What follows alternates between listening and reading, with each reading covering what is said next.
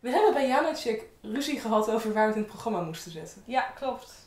Ik wilde het aan het eind. En zij vond het depressief voor het eind. Maar ik vond het juist hoopvol. Als je een concert speelt, wordt er een bepaalde sfeer gecreëerd in de zaal. En aan het eind van het concert is die sfeer intenser en anders dan aan het begin van het concert.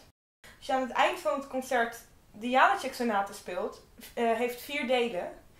En het laatste deel, daar zit een prachtige majeur passage in. En die komt dan zo goed tot zijn recht. Als die aan het eind van het concert met die zinderende sfeer die er dan is in de zaal, dat majeurgedeelte komt, dan spreekt daar echt hoop uit. En dat vind ik er zo mooi aan. En daarom wilde ik hem aan het einde hebben.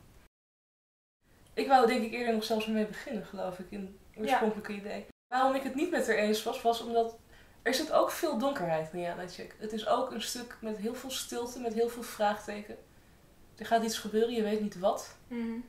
Maar ik geef helemaal toe dat laatste deel, dat daar ineens op een gegeven moment die hoop doorbreekt. Dat daar ineens die zon is. Een beetje waterig, het is nog een waterig zonnetje zou ik zeggen, maar wel een zonnetje.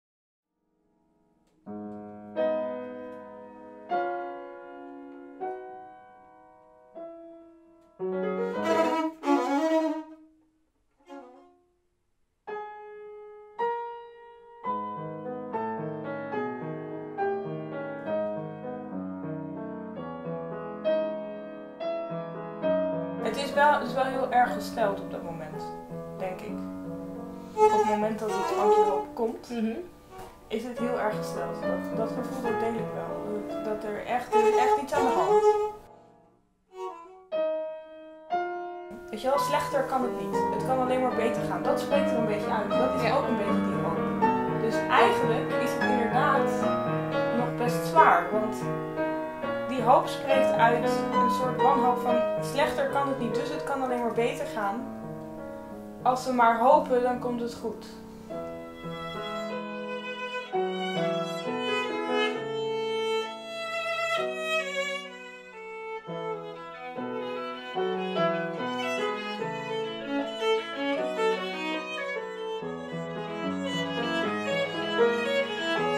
Uiteindelijk is het de laatste voor de pauze. We gaan nu na die vermeulen, die hele intense vermeulen, een soort van iets meer een rustpunt geven. Maar u dan toch inderdaad na heel veel stilte en vraagteken met een sprankje hoop. Een sprankje hoop, met hoop de pauze insturen. Ja. Met hoop.